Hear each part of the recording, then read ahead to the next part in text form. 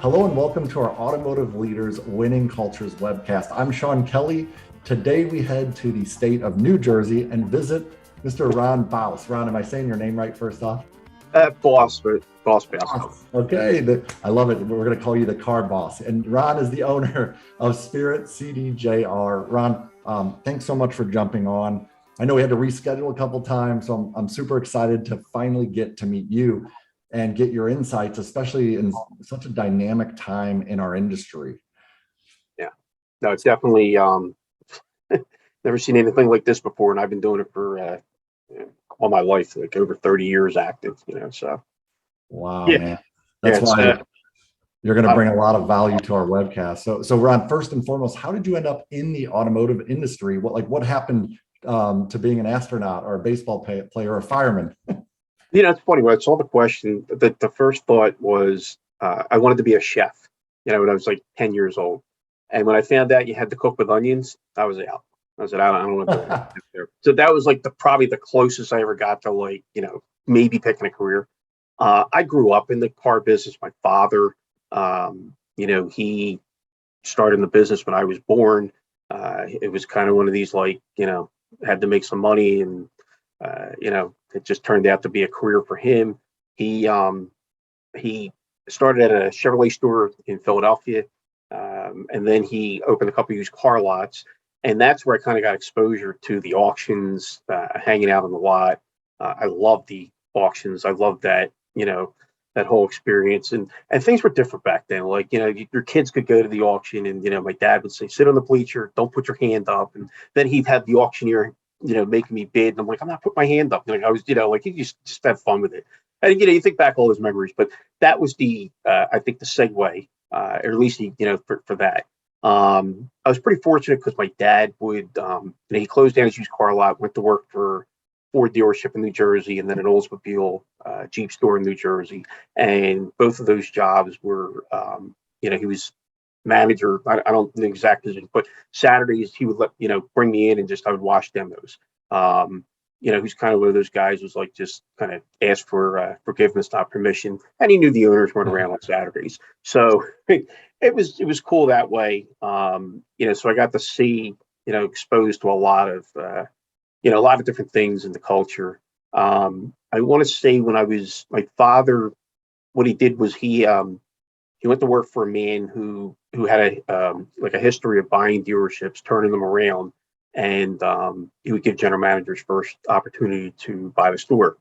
And so that's how we ended up in Swedesboro, New Jersey. It was a man by the name of Don Tobin. Mr. Tobin was, from I guess, the Cherry Hillish area, somewhere in there, Princeton, I think, somewhere in there. So at the time, he had two stores, and this was I'm sorry, he had one store. This was the second store, and I want to say, I feel like my dad started in I don't know, 84, 85, and by 1991 is when he purchased a store.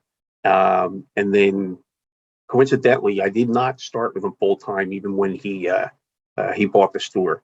I At that point was working for UPS. I was with them part time as a loader. It was great money. Just to kind of put things in perspective, minimum wage back then was $3.35 an hour. UPS started you at 8. It was a big spread, and it was good exposure, good experience.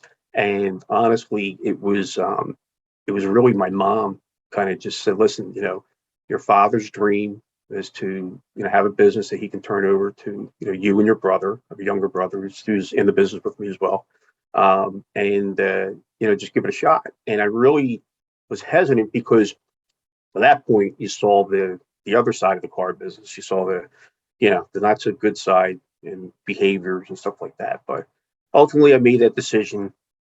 I have no regrets. I moved quickly from, I was in service for a little bit, salesman. Then he took over a used car lot. I ran that for about 5 years. And it was 96. I had come back to the main store because at that point we just acquired Jeep. Back then it was Chrysler, Plymouth, and Dodge. Plymouth went away, and then he was able to acquire Jeep. And that's when I came back. That was the role of used car manager, and it was probably the best time in my career, honestly. The most fun, I should say. I was going And to ask, what did you enjoy most about that time? yeah, there was used car. I just love the used. I love the auctions. I love the unpredictability. It was I don't want to say it was gambling because I'm not a gambler, but it was just the excitement of, can you take a car and can you make 500, lose 2,000, can you buy a car, bring it back and, sell it. And it was very different because you didn't have a lot of information like you have today. Tell you the truth, we don't even go to auctions anymore. Well, obviously COVID changed that, but still like we would just do everything online. But there was a time when, you really had to kind of be out there. So that was my favorite part. And one day my dad said, "Listen, it's time to come into the main showroom and start to take over." I shouldn't say really take over, but it was just kind of run the desk and just to kind of be familiarized with the manufacturers, things like that. He was very big about what do you call it, just relationships with manufacturers, with the banks, with people. My father was a trustee for NJ Carr, which is our I guess our legal team for New Jersey, I guess however you want to call it, legislative things like that. So it's a very good organization to be a part of. I went, so when he passed, I did take his seat for trustee. Now I'm treasurer with the organization. So so that exposure, and quite frankly, I thought it a lot. I really thought a lot of this stuff was kind of ridiculous, and all these meetings, and if you've sat in meetings, man, you're kind of like, they're just like, they're all over the place. You can't concentrate, um, so yeah, my career really kind of took a wild ride, but a good one. I have no regrets for where I'm at and what I'm doing. And now I am the dealer principal. My dad had passed in '09, and I'd slid into his spot. Um, so technically I work for mom. She's she owns the stock, but my brother and I handle we run the business. And actually he puts it best. He's like, look, I work in the business. He's my brother. He works in the business. I work on the business.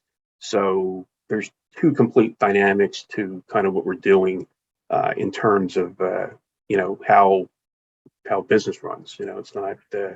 Yes, that's so important to be able to separate the tactical from the strategic side, and that makes for a good partnership. And I love what you were saying. Walking down memory lane with you, man, you're giving me the good feelings remembering like my first trips to the auction with my man. I went with my sales manager, who was a great mentor for me. And I remember him teaching me how to bid and how to buy and what to watch out for. And yeah, back that was in '06, '07, and there was really vAuto and all that. The apps, it wasn't even a thing. So yeah, we had our little black book, and that was just flipping through then you had to find the mileage adjustment in the back. You remember all that. Yeah, So, yeah. And he books. Galves was a big one. Galves was it's kind of nicknamed Gouge because it was, if you could buy a car by Gouge, you were a rock star. So, but yeah, a lot of fun times.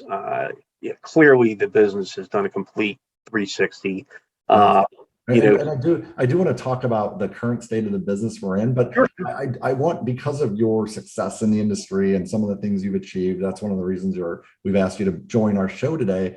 I'd like to touch on a couple situations that maybe in an alternative reality could have been a disaster for the retail automotive industry, but these kind of set the bar for like some of our most profitable years ever. So we're really curious, the Car Motivators followers like to know, how did you handle the pandemic from an operations and personnel perspective, and how did it change the way you did business for the better?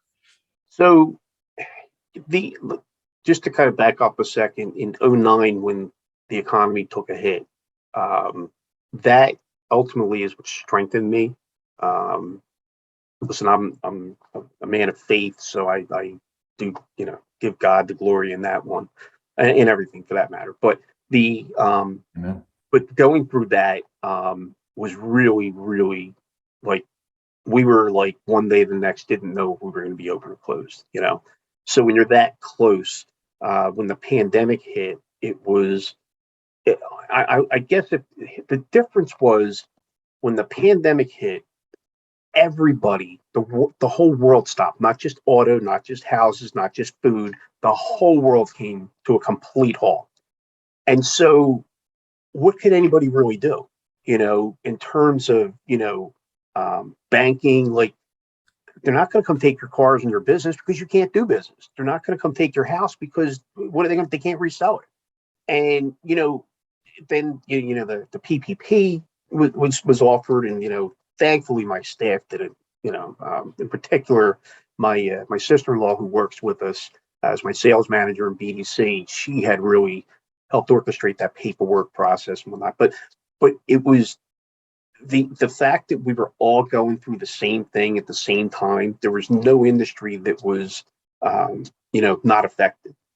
So the reason I bring that up is because the big dealers, the guys, that your competition with, your mentors, whatever, they were experiencing the same thing. It's not like 2 states over things were normal. Nothing was normal, and so naturally we laid pretty much everybody off. Now New Jersey was, in the very beginning, they considered our technicians essential.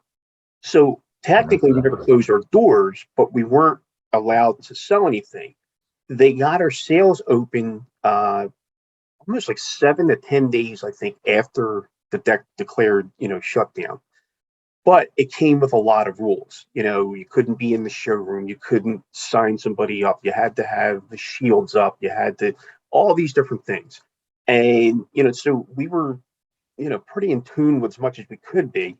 The other thing is, we also had curfews in the beginning, So now the dealership typically, they used to be open till 9, and then from '09 we started working till 8. Just backed it up just on an hour. So now we're working at that time till 5 o'clock. It was just like, okay. And now again, there was like, I had, we were signing people on the trunks of our cars out front. We were, whatever, but we had people that wanted to buy cars. And, we didn't have to advertise for it. We found that I think at that point it was essential workers. They still had to be, in the hospital or medical field, whatever they did. Same with fire and police. That particular sector was, for the first month or two, a little bit of a kind of a driving force. And I don't think it was just me. I think it was nationally that there was that going on. But what I did was we also brought the staff back very slowly. So it was basically me and my brother, and we had 2 salespeople that came back. One of the sales guys is long term. He used to work for my father. In fact, I used to actually report to him. So he, through the course of life, just whatever, wanted to be a sales. So I, brought him back, another guy, and so that first month, obviously March shut down. It was, just write it off. And I feel like April was, I feel like we sold like 20 or 25 cars, which was like a lot for us, with 4 people. And that's kind of how and I think one of the keys was you had to really watch the news every day because the rules changed every day. And, you had like, with mask rules and sanitation and, certain things. Like, I don't think anybody really had a clear picture as to what to do. It was just, okay, well, it was almost like, like a special of the day for a restaurant. It's like, well, today's special is, make sure you do this. It's like, Yeah. it was really crazy. So, and I think in the back of my mind, I just felt like, well, I'm not alone in doing this, and, one of the first things I did was, looked at all our vendors and, who, whatever. And, so we, had to make some cutbacks and, force majeure was a big thing. A lot of your contracts, and, thankfully our banks and our floor plan had give us a deferment, which it was like, I think 90 days or something. And I feel like by the 60th day, we were, really starting to gain some traction. So it wasn't like, what's next? What's next? Was it scary? Sure, it was. It was very, concerning. But there again, I think one experience kind of prepped me for this, and just were able to manage to get through it. Yeah. So To your point, I remember that crash. It's funny. I actually have a black book or NADA book in this drawer over here from the crash in 08, 09, when I just remember being at the auction and looking at the value of it was like a Ford Focus, and it was like twice what it should have been. And it was right. like a Chevy Trailblazer. And I'm thinking this would be an 11 grand vehicle, and it was going for like 8 grand. I'm like, I didn't understand. And that was like right when the gas prices spiked and everything started changing. And I agree. It's like if you survived that, it prepared you for this pandemic. And and we have a bunch of dealer groups on the East Coast. And I remember New Jersey dealers were being bombarded with like leads from New York because New York wasn't even allowed to sell or even service. And Pennsylvania too. Pennsylvania was like that. I'm real close to PA. Did you experience the same thing on the west side of New Jersey, being closer to PA, as far as you're yeah, being bombarded with leads?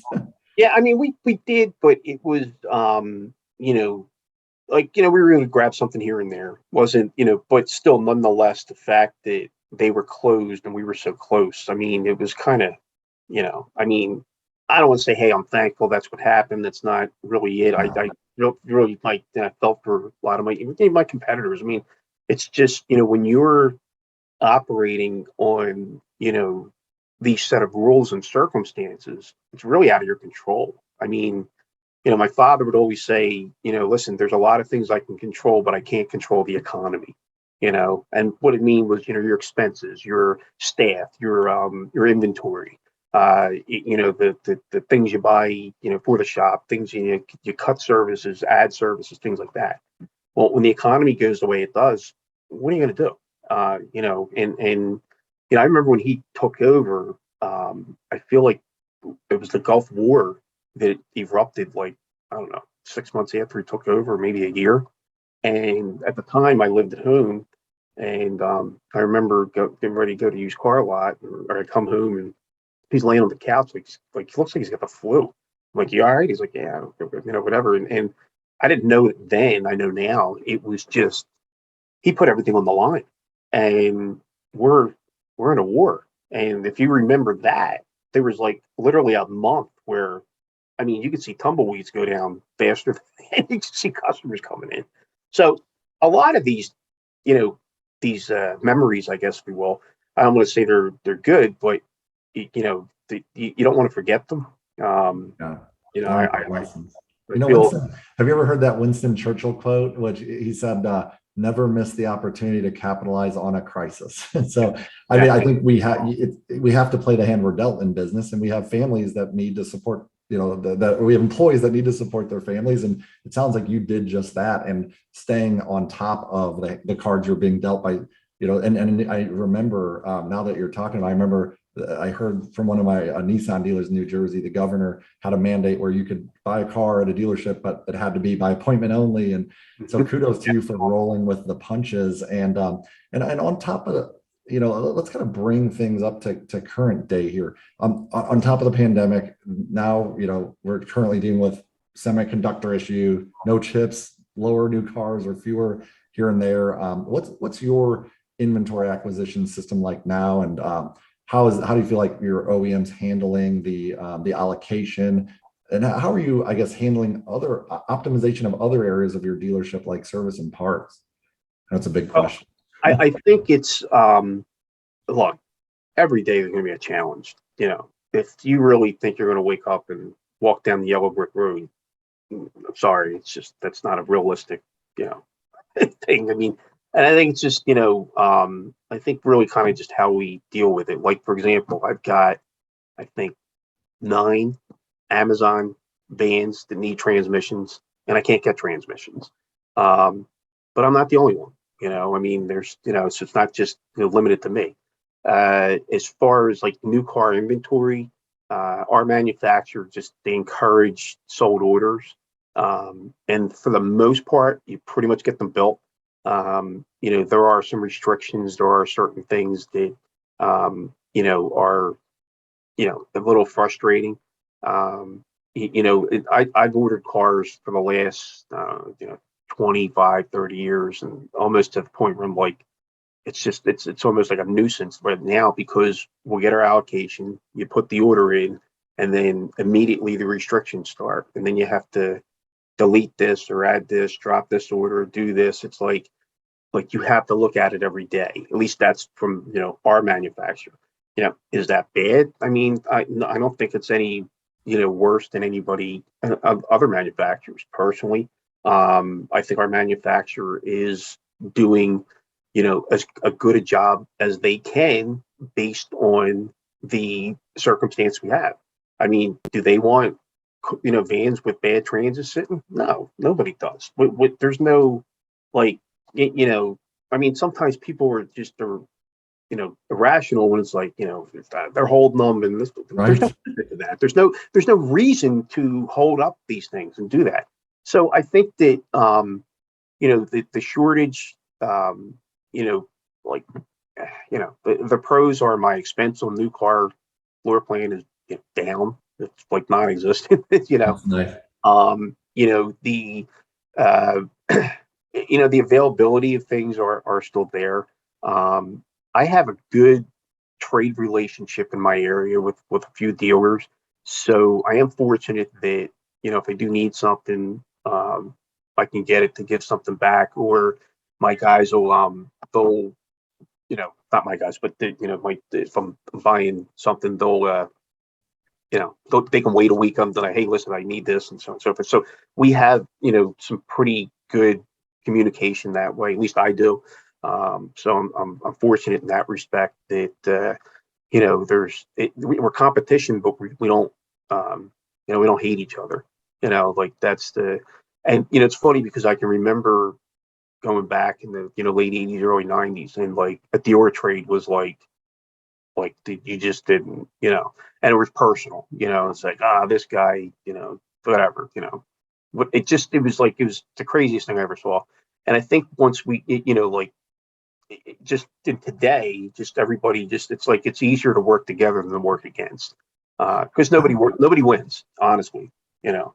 I really appreciate what you said there. And I think that's a very important mindset moving forward, because I think you've got these mega dealers, such as the Carvanas or the, Auto Nations or the CarMaxes, that are essentially a very large entity that could squash the little guy, right? But if the little guys work together and team up, they can protect each other's success. I think that's a really good mindset to have. I want to circle back to and chat briefly about sales and service staff. Have you found that you can do more with less personnel, like a lot of dealerships? So my sales staff, when we brought them back, they were that was kind of like every month or so. Like I only have, I think, what is it, five guys on the floor. But what I did like about that was, there was a lot of complacency prior to COVID. There was a lot of bad habits. There was a lot of, just too much comfort. And so, when you're laid off and you don't know what's going to happen one day to the next, well, when you get the call back to come to work, I mean, you kind of take your job a little more serious. There's no room for error because, quite frankly, if you're going to be the same person you were prior to this, I don't need you. I don't care how long you're with me. It's a new day. Fortunately or unfortunately, however you look at it. So my staff, when they were coming back, I think that let me just say this: I have a good staff. That's not what I'm not saying. It's just that I had noticed they were just taking their roles more seriously and responsibly. So I was kind of fortunate with that. Management, pretty much stayed intact. Um, Finance department is always a challenge trying to get the right person in there. Um, it's amazing when you look at that position and what it entails and what the responsibility is. And, that's our heartbeat. That's where, everything's got to be signed, T's crossed, I's dotted, because you got to get your cash flow, So, and again, we're kind of a small place. So the right hand does kind of know what the left hand is doing. As for service, stayed intact, through the pandemic. There was, again, same thing, a little bit of complacency with some guys, and we just weren't bringing them back. Now the techs, for the most part, pretty much everybody stayed intact that way. Obviously, we have a big challenge with getting technicians. There's a big deficiency with, and I forget, there was a statistic that said something like 9,500 were exiting the business and only 2,500 were coming in. So there's a big difference of, a need for technicians. So that is the challenge, even today. I think that, and part of it too is, sometimes we don't have the solution to fix something because it's a software issue. That becomes a challenge, or a quality control issue. There's things that we have messed up, and just try to get in front of it and go from there. But those are the challenges. I think right now, if you were to ask me, I would say service is just it's just challenge because there's the talent has been minimized. Yeah. That makes sense. Yeah. It's like with the pie is growing, and as far as the need for service, but there's less pie to eat. It's kind of interesting. Yeah. There's and it's funny you said that. I was actually eating at a restaurant in New Jersey about 8 months ago, and our server was we had a female waitress, and she was like, I've always wanted to be a service technician, and I was trying to save up money to become one, and then I had, my mom got sick, so I had to put all the money savings to give to her. And I was like, why do you need money to become a technician? And she says to me, well, because I got to go to school, trade school for it. So I was like, I don't know if you do. So I was coaching a service manager named Andy the following day, and I was like, do you only want technicians that have been to trade school? And that led into a whole convo about, no, like, we'll train them, we'll take a C-Tech and train them here from the ground up, and they can save their money.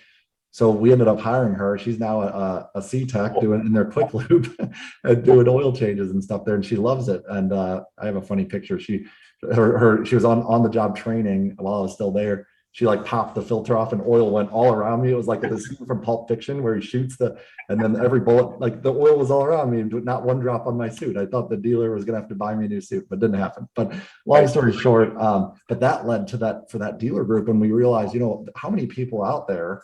And I get it, like some stores need A and B techs more, and they can't do C techs because maybe the training isn't in place. But man, if how many people out there have that limiting belief that you have to go through trade school to become a technician? So we started putting no experience necessary, no schooling necessary, we'll train you signs up in front of the dealers. And that led us getting 3 C-Techs within a week. So that was just something that worked for one of my stores in New Jersey, if you can bring on C-Techs. So there's a great convo we're having, man. Let me ask you this. All right, this is kind of a tricky question. Talking about the current state of affairs, there's no discounts. Gas prices and parts prices are skyrocketing. This isn't a doom and gloom thing, but financing is getting maybe more difficult to come by. The fear of rates going up, and it seems like interpersonal skills and empathy, because everyone's been wearing the masks and been secluded for so long. It seems like interpersonal skills and empathy are kind of like at a premium. So I want to ask you, what kind of training or coaching do you have in place to succeed in this current economy, this market? So training, there's each department's different. The sales department, for example, I have a staff that's pretty experienced, that have been doing things long term. I just had hired a new sales manager who is, he's pretty well versed, and we had a lot of conversation about accountability for our salespeople and things that they do and so on and so forth. So I have sometimes resistance with training, and quite frankly, sometimes I just don't understand why, because the business is not what it was 10, 20 years ago. I will give you an example. Like I have we'll call him a new guy, but he's been doing this for about like a little over a year now. And coincidentally, he's one of my former manager's sons who, is selling cars. And he was a little nervous about coming on because obviously, again, to your point, the things you hear. And, so it's real simple. You give them a salary and you give them a little bit of override or a bonus or a unit, whatever the case is. But he now knows that he has a check. And then the other thing we do is kind of track what he would have made as, a full commission. Now, as far as with training with him, I had a program that I was using, and it was It was all online, and it was pretty good. But I had to kind of come to, he was the only one taking those tests, and none of the other guys were really, you know, just enthusiastic about it. Um, the one thing about training in that respect, I'm not going to really force your hand to do it, because if I'm forcing you to be better and you don't want to be, like, you can't, you can lead them to the water, you can't make them drink it. So, we do have, obviously the manufacturer holds you to a standard as far as with product training, things like that. And then as far as, like, so the other guy, getting back to him, like, I had him on an online platform, and he finally came, like, and I happen to have a book. I think it's Keep It Simple Selling. It's Damien Boudreau wrote it. Damien's a friend, and he's a real good. He's a guy that I love really, Damien. it's like, He's Ali Rita's coach. yeah, okay, yeah, he's Ollie Reed's coach, exactly. And so, I got this book, and I said to my guy, I said, listen, I'm not going to force you to read, but I said, this is a very easy read. It's simple, and we had talked, and he's like, honestly, I'm getting more out of this book than I am online training. So, all right, fine. So we canceled the training. Not that it was a lot of money, but nobody else is using it. And, it's, in one breath, it's kind of a shame, because there's a lot of information there. But then again, some of that stuff becomes dated too. I think sometimes with the training, it gets to be, I don't want to say stale, but you're recycling the same things, just wording it differently and changing, it's like a recipe. You just add a little bit here and there, but it's still, the core of it's still the same. So that's for the sales. And the me personally, I try to do some reading. I try to do some type of, listening or whatever, podcast when I have some time. To be very honest with you, I'm all over the map. I've got so many things going on in my head, so it's very hard to get settled that way. So I can't tell you how many books I didn't complete, at this or whatever. But So you have a growth mindset for yourself, yeah, and you're no, constantly trying to learn new things and seek out yeah. good advice. I mean, it's funny, because there is, so the manufacturer, or our manufacturer, has a program that's aligned with NADA, and it's basically it's like a dealer school. I had went to this in '96, and it was like I stayed out in Detroit for a month, and it was how to learn the statement, and all the other stuff, and so on and so forth. What I was disappointed was when I came back. I was obviously really excited, and whatever, and great. I can look at the statement, and look, my dad just ran things differently, and he knew how to paint the picture, and be profitable, and be not this, that, and the other. So it felt like everything that I learned was kind of like you know out the door. I mean, kind of one of those things. So fast That's forward to, I That's think, frustrating, right? And I coach a lot of dealer principals, sons and daughters, and they express similarly that sort of frustration. Like, man, I learned this at NADA school, or I learned this at a 20 group, and then, but my dad won't let me implement it, or my mom won't let me. I've heard that frustration before. And we only have about 5 minutes left. And what you're saying about training, it's interesting, because as soon as I saw my first Joe Verde VHS tape way back when, yeah, I was like, man, that's cool. I'd love to do that one day. And I sometimes have to pinch myself to say that I get to do that one now, but so I'm like, am I going to wake up? But what I found was I was like, man, I kept hearing the same thing from my sales veterans. Man, I go to this training thing and I get like one takeaway, and I could tell they weren't really that enthusiastic about it. And then if anyone's been at a dealership to some degree of time, they've got their selling system. They have a lot of job IQ. They know the steps of the sale process. They know what to do. So training really gives diminishing value to the veterans and the managers and the leaders in the industry. yeah, And that's where coaching adds value. When I started coaching my team, and I had my 20 car, 30 car salespeople getting 20% gains, the light bulb went off, and I was like, this is what the industry needs. It's coaching. And it goes back to one of the reasons why Ali Rita and Damien have been so successful working together, because he coaches Ali and Ali wants coaching. So I really love what you said there, and I couldn't agree more. Training's like that basic foundation, and then it's kind of diminishing returns after that. And coaching you get the buy-in. It's always their topic, their agenda, and then they're coming up with the plan. And I believe if they build it, they own it, they act on it. So I love what you said there, and let can me say, certainly. if there's certain coaching, like, I help pay for it. I don't, you know what I mean? It's like, I honestly, like, I don't want to pay for the whole thing, because I think you need to be a little bit invested. If you're going for, personal growth, it's your personal growth, not mine. Now, I don't mind helping, I don't mind participating in it. But I also believe, listen, you gotta have some skin in the game. Kind of to your point, I'm sure that, you've trained people, and, you have all the highlights, but then, like, there's two or three that are, water cooler conversationalists, and you're not gonna, you can't, like I said earlier, you can lead them to the water, you can't make them drink it. So I Unless can't they're thirsty. yeah. And so it's, that in that regards. Now, as far as technicians, we have our online training and stuff. Interesting story, but, real quick, is I needed entry level technicians. And so one of the things that I found is my managers, they're great managers. Not all of them are good interviewers.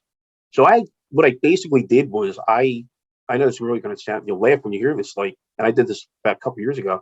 I just Googled how to interview, right? And just, it's amazing, those one or two questions I overlook and forget to ask. And I'm like, man, I wrote down like 30 different things. And, I kind of had to put myself in the spot of the person I'm interviewing. If it's just transactional, I'm not, why would I want to work here? Why would I want to be, so I had to get it like engaging. And to your point, I found three candidates that were two of them were quote unquote backyard mechanics. And I was like, look, you got a pulse and can change the oil of your car. It was like, that's not bad. I need to know. And, I had to kiss a few frogs to get the prince, but yeah, I got one. You know what I mean? So I got a guy, and he's passionate about what he wants to do. And I said, look, I'll pay for the class. I'll take care of every step of the way. His aspiration is to be a lead tech, and, our aspiration is to get him there.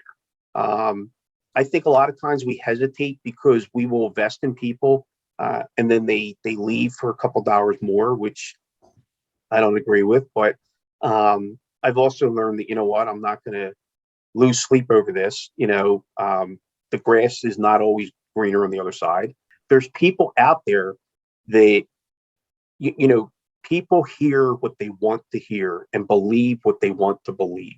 So if somebody who works for me engages with somebody, and, yeah, we make all this money, and, the dealer takes us out and eats and this and that and so on and so forth, and, and all this stuff. And then they get there, the hype is not what they expected, And I think sometimes when I lose people, I try to be very, very open about, look, don't work out, just call, you're a good employee.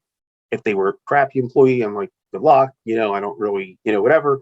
But, the people, like, I'm like, look, don't be embarrassed. It's almost like working a deal. Somebody comes in and they were lowballed in another store, and they're like, you can't get there. And then they go back to the store and they get bumped, but they'll never tell you they got bumped. They're only going to, yeah, I bought the car, and they get kind of like short with you, and they're like, I know you're lying. I know you're making it up. It's like, so. Well, I agree with everything you said there. And I think one of the biggest mistakes that are made as it relates to recruitment, hiring, and interviewing is like that you got a manager trying to sell the person on joining the team, and you've got the person wanting to join the team trying to sell the manager that they should be there.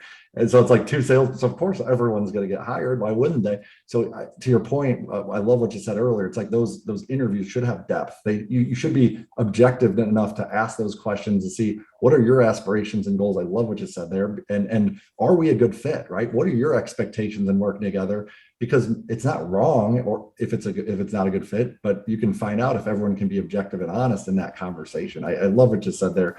Ron, I really hate to wrap this up. There's so much more we could talk about, and clearly you've got a lot of really great leadership for our industry, and the Car Motivators followers are grateful. So Ron Baus, the owner of Spirit CDJR in Swedesboro, New Jersey. I wish you continued success moving forward. I'm Sean Kelly for the Automotive Leaders Winning Cultures webcast. Thank you all for joining us today.